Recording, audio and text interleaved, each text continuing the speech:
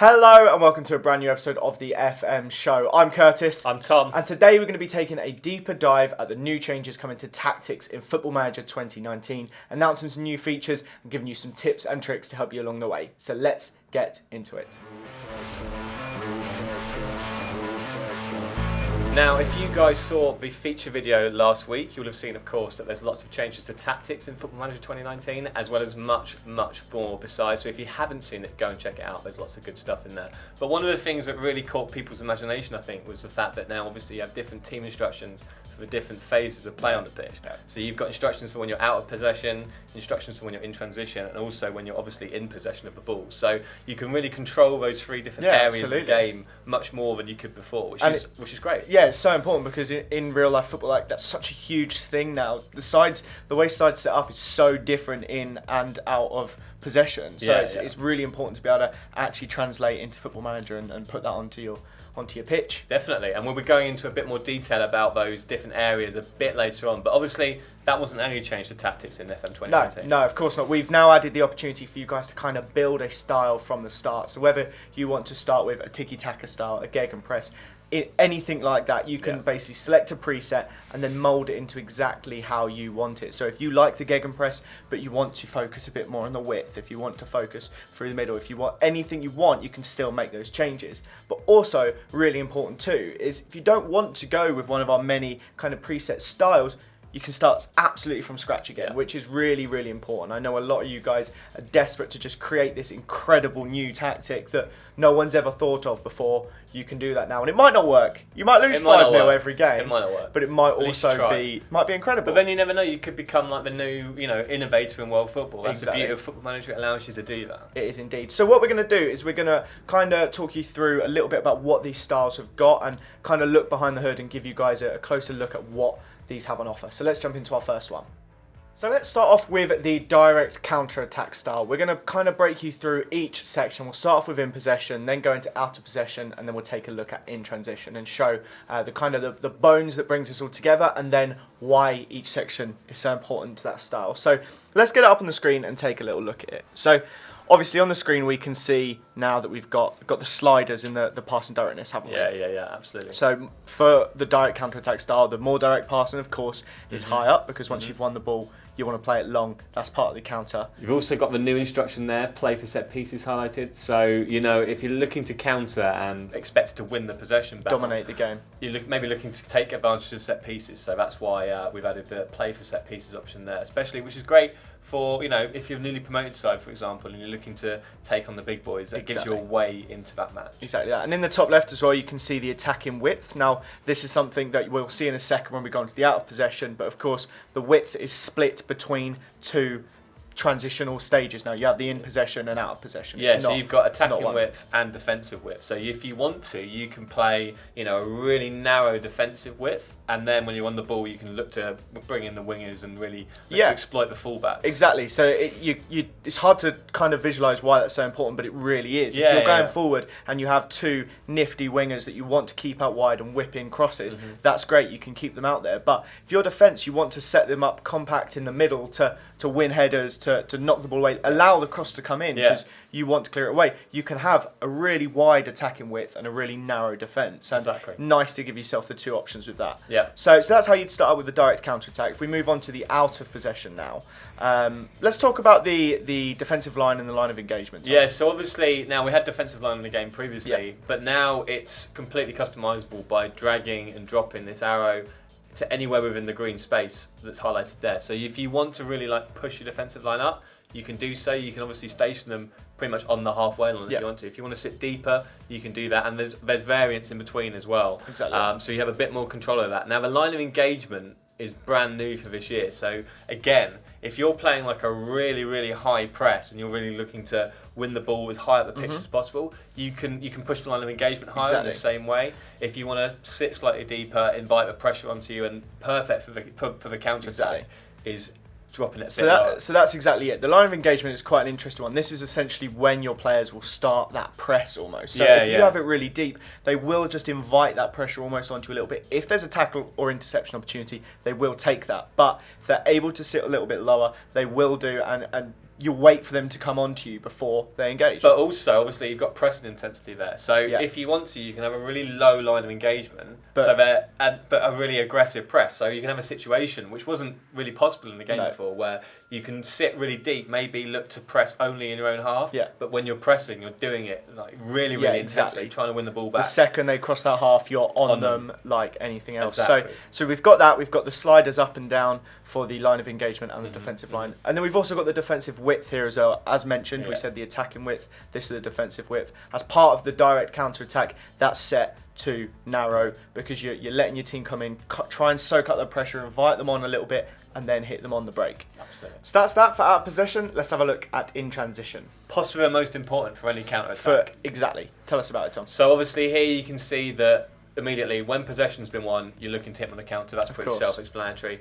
Interestingly, nothing set for when possession's been lost. No. So you can either look to counter press if you really, really want to go and grab that game, but if you're looking to sit a bit deeper, Yeah, you're probably that looking doesn't work, to either regroup or do nothing at all. Exactly.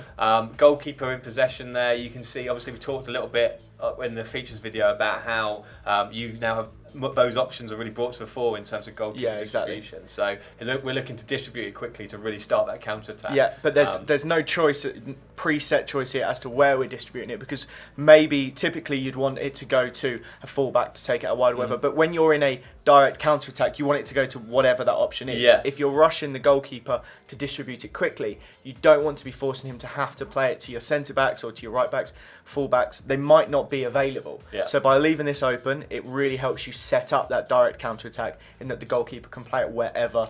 But then also, if you can tell it to your team as well. So if you've got a player that you definitely want to try and target if he's free, then you can do that. That's one of the areas where we're talking about. You don't have to stick to within the instructions of the style. So yeah, this is so important in actually moving the ball forward whilst you're in transition. So that's why it's kind of sparse in the in transition section, because it's just about countering, and that's the important thing: counter and distribute quickly. So I think that kind of covers it for the direct counter attack. Shall we move on to another style? Let's now? have a look at. So before we go on to the next style, I think it would be useful to talk about the changes that have happened to mentality in game, and they've kind of been renamed and rejigged slightly, haven't they, Tom? Yeah, so obviously last time we had 7 mentality options. Yep. There's still 7 options, Still 7. but we've renamed them to really make it easier to understand what each one does. So, for example, things like contain has now been renamed to very defensive, so it's obvious that that's going to be where you sit back. Things like control is now positive. Now that's not. Before, I think there was a confusion about, if you're controlling it, you're automatically going to be you're automatically going to be looking to dominate possession. Whereas if you didn't have like the retained possession instructions, might not necessarily happen. Might not necessarily. And that's the same with counter. Obviously, counter might be slightly how you set it up. You might set it a little bit deeper, but now it's cautious, which makes a lot of sense. You don't want to make that silly pass, but it's just slightly a bit more transparent as to exactly what. And I think also it's a universal language now. It's not something that it's not. 2 FMs. It's not. I mean? Yeah, exactly that. So let's start by looking at something that isn't actually selected as part of Gegenpress, but it's a nice little new feature this year that we've really brought to the fore a lot more than we have in previous years, and that's now the fact that you have 2 different options for the overlap and underlap. So obviously you can overlap left and right side. You can also underlap left and right, but you don't have to choose both. Down the same side. You can choose to overlap on the right hand side and then underlap on the left hand side. So you've got more options available to you, particularly with fullbacks, in terms of what you want them to do. And it's something that you see real clubs doing a lot in the real world as well. You have one player staying really far out wide, constantly just using all that width. But on the other side, you might have a left footer on the right hand side cutting in, and that's just perfect for something like a Gegenpress. It's really useful that you've still got all these options to be able to tinker it exactly how you want. And this one is kind of, you set this up to your exact players rather than to the style. So if it suits that, you've got that. But the most important part of the Gegenpress really is the out of possession, isn't it, Tom? So let's have a quick look at the out of possession. As you can see, everything is set to be as urgent as possible. Much higher defensive line and line of engagement. What else is there, Tom? As you'd expect with a Gegenpress style, it's all about the counter press, and then also when you're on the ball, countering really quickly and looking to exploit those gaps in your opponent's defence as quickly as possible. Exactly that. But that's probably it now for these styles. This is an overview of what you get out of the preset styles, and as we mentioned, you can of course start your style from scratch if you don't fancy following along with one of these. So that's a little peek behind the curtain as to what you'll get with that. Let's move on to some more nuances throughout the tactics system. So one thing that is actually useful now when you're picking one of these tactics, now obviously as we said you can start as a clean slate, but you can also when you pick a preset style, it gives you the recommended formations to use with that particular style, because some things just won't work, will they, Tom? No, well, I mean, for example, here we've got wing play on the screen, and you can see that it's giving you formations that actually have wingers for a start. So you can play a 4-2-4 wide if you want to go a bit more attacking, play a 4-4-2 if you want to keep it a bit more defensive. So it gives you those options, and obviously across all the different styles, you'll have a range of formations that you can choose from. Yeah, of course. And this is probably more aimed at a newer user, someone that's not particularly experienced, if you're not exactly sure how these styles might work. So as well as introducing tactical styles and breaking down instructions into 3 different phases of play, we've also changed the way that some roles work in the game. Now, a lot of work has been done to really get the roles understood better by the match AI, so that they're behaving in the way you'd expect them to behave. So obviously if you're playing a gegenpress style or a tiki-taka style, you want that reflected in the match engine. Of course. Which of course it will be. So to do that, we've sort of tweaked some of the names as well of the player roles to reflect better what they're actually doing. So for example, we had a defensive forward in the game previously. That's now become a pressing forward, and you can actually now have an attacking pressing forward. So you've got those options in terms of the duties to choose what you want them to do. So we see a lot of teams at the moment in the real world who look to have a high line of engagement, and their forward is very much part of that, and he's looking to attack while closing down really quickly. Exactly. Once he wins the ball back, you want him to instantly attack rather than relying on wingers, central midfield support. Exactly. He's able to become the focal point once you've won the ball. So he can press to win it back and then become the focal point in your attack after he's won it, which is really useful. Very useful indeed. And obviously as well, down the other end of the scale, we had the limited defender and limited fullback. Well, now we have the no-nonsense central defender and the no-nonsense fullback. So they're players who, you know, potentially a bit more technically limited, but we'll look to do no funny business with the ball. Just get the ball. They'll get the ball and basically either pump it into row Z or hoof it as far to your target man. But there's a huge place in the game for players like that, especially at lower leagues. I mean, if you're going into a club right at the very, very foot of the footballing pyramid, you're not going to be able to play tiki-taka. Ball playing, no. Exactly. So these players really come into their own at those stage. And whilst we're talking of defensive changes, there's a couple other changes with some of the roles. So sweeper is now no longer an option. You can't stick someone in sweeper, and libero has been moved to centre-back. So whilst you select your centre-back option, you can make them a libero. It's a nice little change. It's a nice little change, And obviously if you select them as a libero, they'll sit slightly deeper than a normal central defender, but no, as you said, no sweeper system in Football Manager anymore, because no one really plays it in real life anymore. That is exactly it. Yeah, we try to replicate what's happening in real life football, and we feel like this is a huge step towards that. That covers it for player roles, doesn't it, Tom? Yeah. Should we move on to the next section? Let's do it.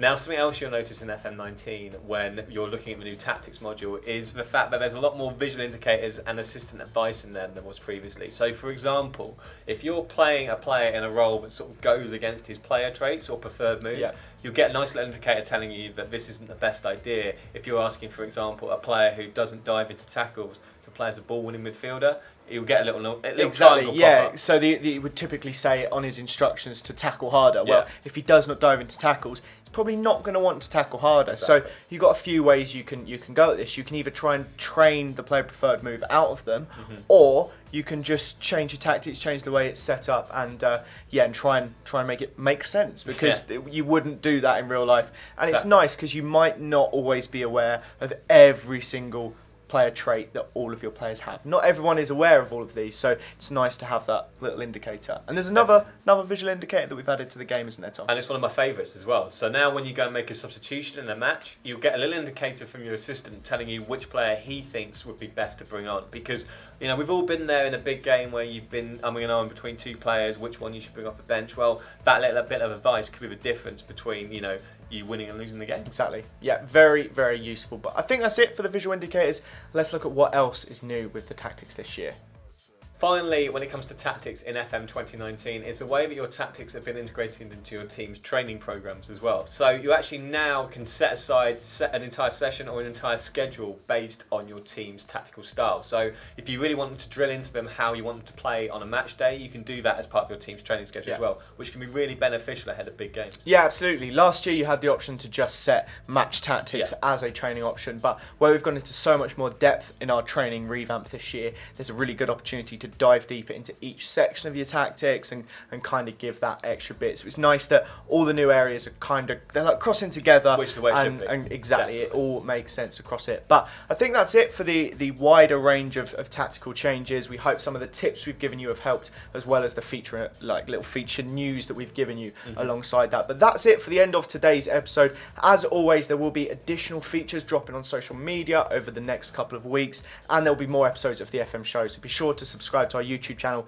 to keep up to date with that. And of course, if you like this video, please do give us a thumbs up. Comment down below with any thoughts or feedback you may have, and that is it for this episode of the FM show. Thank you so much for watching, and we'll see you all next time. Bye.